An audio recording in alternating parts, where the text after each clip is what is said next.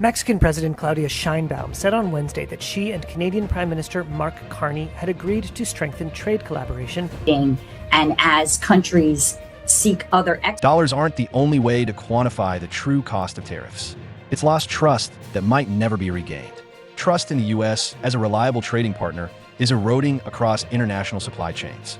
President Trump's most recent round of tariffs has made nations more than just making adjustments. They are reconsidering their entire approach. That change is particularly noticeable in Canada. Reducing reliance on American goods, services, and even markets is a national endeavor that started as a policy response to U.S. tariffs. Ottawa is expanding its commercial connections with Asia, Mexico, and Europe. Additionally, it is giving domestic production priority. It's an obvious message. Independence becomes essential if economic loyalty is penalized. The loss of confidence is more than just a diplomatic issue. Long-term changes are occurring in the places where nations invest, purchase, and sell. Additionally, the second Trump administration is on day 177. Additionally, new inflation data released tonight supports the predictions of numerous experts that Trump's tariffs would cause prices to rise steadily. The effect on American consumers is now indisputable. The most recent consumer price index indicates that inflation increased 2.7% year-over-year in June. Food, fuel, and durable goods all saw slight increases, but housing was the main driver. What many feared is confirmed by economists from Wells Fargo and Bank of America. The expenses of tariffs are directly influencing retail costs. According to the Yale Budget Lab, average U.S. import duties may reach a record high of 20% by August. The pain was postponed by early stockpiling, but now there is no cushion. Businesses are now restocking at tariff-inflated costs as supplies run low. That change is starting to appear on the shelves. Urban Grocery is silently retaliating as customers carry their carts through the door, avoiding everything that has grown in the United States. That has been the situation here for 117 days and is still going strong. Shop. It's a boycott. The response from Canada north of the border is purposeful and firm. For more than 117 days, a local grocery store in British Columbia has not carried vegetables grown in the United States. What began as a little cut swiftly evolved into a complete phase-out. Nielsen IQ reports that Canadian sales of American food products fell 8.5% by volume within a couple of months. More Canadians travel to the United States than visitors from any other nation. Over 20 million Canadians visited the United States last year, spending over $20 billion. However, a lot of people are not traveling to America this year.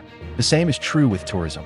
For the sixth consecutive month, car crossings from Canada into the U.S. decreased by 33% in June.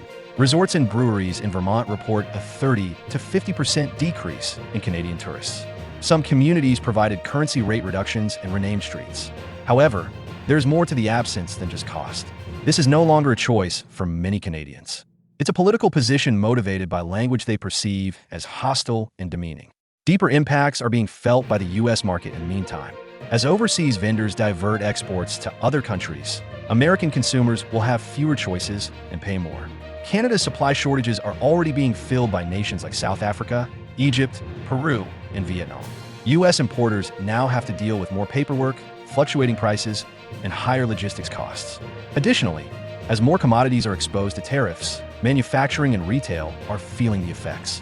This is no longer merely a foreign tax. It's becoming a strain on the household. President Trump cites the $64 billion in increased tariff receipts in Q2 alone as evidence of achievement. However, these advantages are accompanied by an increasing credibility gap, trade distortions, and rising inflation. Under Prime Minister Mark Carney's leadership, Canada is becoming a silent but resolute counterforce. Instead of retaliating with threats, Canada is taking a more game, changing supply lines, diversifying commerce, and enhancing internal resilience. And all of this leads to that. In the short run, the tariffs might increase revenue, but in the long run, they might cost the U.S. the one factor that made a leader in international trade: dependability. Because it's difficult to win back allies once they start to leave. The new administration in Canada will take a number of actions. In order to stabilize our domestic steel market and avoid detrimental trade diversion brought on by the present trade tensions, we will first implement a number of steps. The blow came immediately after President Trump increased Canadian steel tariffs to 50% in early June. Exports fell, jobs were lost, and one of Canada's most closely linked cross-border companies lost its largest client in a matter of days. Prime Minister Mark Carney, at last this week, reacted in a more measured manner rather than with threats or reprisals. A systemic change that aims to rebuild rather than merely respond. The dynamics of the global steel market and supply chain are further shaped by U.S. trade policies. For the record, Canada will be among the nations most affected by these changes. There is a clear message at the outset of the plan. The steel market in Canada will no longer be the most open in the world.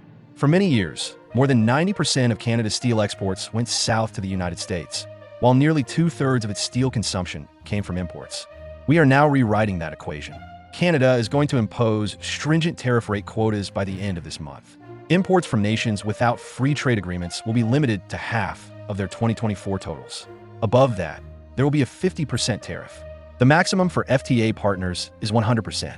A second, more focused measure targets steel that comes from China directly and imposes the same 50% penalty above the threshold.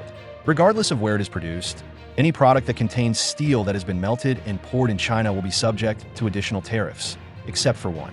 Under current COSMA terms, U.S. steel is unaffected. This is insulation, not retribution. We must therefore broaden our trade partnerships going forward and, most importantly, increase our reliance on Canadian steel for domestic projects. Carney is taking this opportunity to reposition the domestic market rather than intensify tensions. It entails more than just protection. It entails investment. The Strategic Innovation Fund will get $1 billion from the federal government. This funding is designated for equipment modernization for Canadian steel companies, create more valuable goods, and cover the voids caused by lost U.S. contracts. Through labor market development agreements, up to 10,000 steel workers will receive income assistance and training, totaling $70 million to directly help workers. Regional assistance of an additional $150 million will be prioritized for areas that produce steel, as well as increased credit availability for mid-sized businesses, reducing entrance barriers, lowering interest rates, and extending loan durations from 5 to 7 years. However, the most significant shift may be in federal procurement. Moving forward, the government for large-scale housing, defense, and infrastructure projects, contractors will have to use Canadian steel. The steel used to construct bridges and shipyards in Canada will now originate domestically. Trump's tariff threats cast a shadow over all of this. Canada is in a vulnerable position. If no bilateral agreement is achieved first, a 35% blanket tariff on all Canadian goods is set to go into effect on August 1st. Ottawa hasn't responded, though. Rather, it is preserving strategic advantage elsewhere by leaving the door open and preventing taxes on U.S. steel for the time being. Taxes on digital services have been put on hold. Fin&L coordination has been practiced by Canada. Each tactic is a component of a larger plan to remain at the table without coming out as weak. Despite the Prime Minister's admission that no nation has reached a tariff-free agreement with the U.S. under this administration, strategy points to a change in direction. Currently, the emphasis is on determining where and how tariffs apply rather than completely eliminating them. A lower selection rate of 8% to 10% rather than 35% is the expected goal. With designated areas for vital industries such as metals, energy, and automobiles say they will keep doing business with us. The year's end. However, we will also collaborate with new partners or partners with whom we do not yet have as strong a commercial relationship as the United States, including, of course, Europe and important Asian nations. Canada is not merely reacting to an emergency. It is establishing the groundwork for an economy that is more independent, one in which steel is integrated into national development rather than only exported. This change won't result in the return of all jobs. It won't reroute each lost shipment, but it provides a path forward and some breathing room. Regardless of whether an agreement is achieved by August 1st, Canada has already started to take control of its industrial destiny and separate it from Trump's unpredictable nature. The entire commerce mechanism is developed in Canada, where I grew up, in the direction of trade with the U.S. Diversifying its own trade partnerships is something Canada is actively working to do. At the moment, it is working to complete a free trade agreement with a group of South Asian nations. When President Trump discusses trade, he emphasizes strength and the use of tariffs to persuade others to engage. However, as 2025's summer progresses, something is out of the ordinary. The table is becoming less full. In a technical sense, the negotiations are still ongoing. Canada is engaged in negotiations. The EU hasn't abandoned the issue. Mexico is communicating. However, now, America's closest allies are retreating behind the formal letters and press briefings. Furthermore, Trump's tariff policy is causing more than just strained international ties. It's also having a significant domestic impact on the U.S. economy.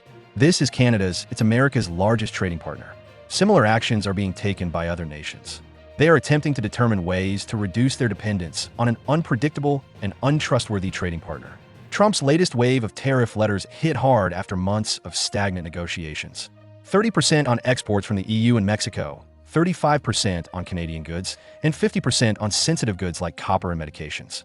The retaliation was calculated. Canada expedited its agreements with South Asia. Despite delaying its remedies, the EU developed a huge 72 billion list of counterattack. Mexico carried on with negotiations, but with less hope. None of these nations closed their doors, but none of them still saw the US as a trustworthy ally. America is no longer at the forefront of their ambitions.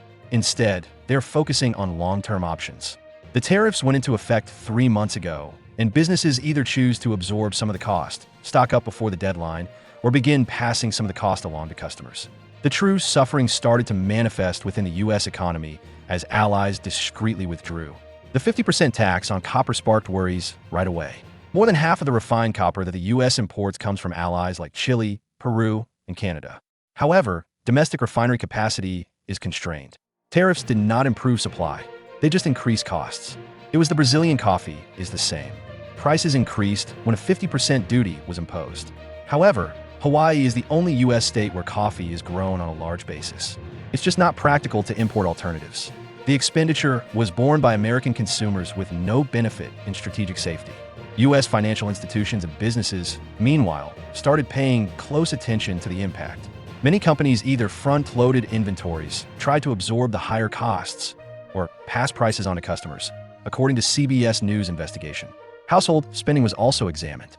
Banks were keeping an eye on whether American consumers, who were already feeling the effects of inflation, were making less purchases or falling behind on their payments. Investment was another area that was being examined.